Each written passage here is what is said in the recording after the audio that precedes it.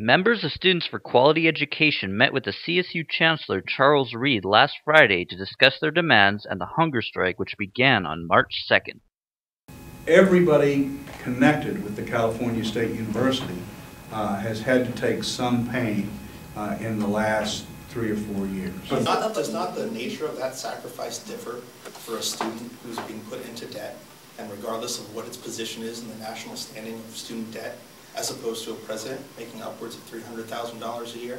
The difference in that sacrifice, is there not something inherently different about that? You know, I think... Particularly with someone who's allotted $12,000 a year for a car, and in many cases has a home provided for them, at insanely lavish and extravagant rates? Is there not something fundamentally wrong with that? The answer is no. We are in a national competitive market.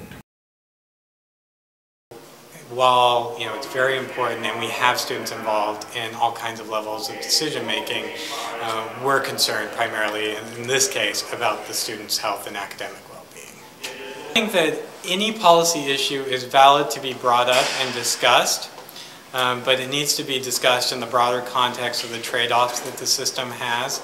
And that doesn't happen in response to demands. That happens in response to students actually being part of the decision-making process, getting involved with their student government, getting involved with those who sit on committees and sit on the board of trustees to represent the students.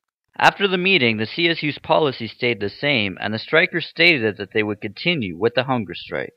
This is Ron Barzayan with Beach News.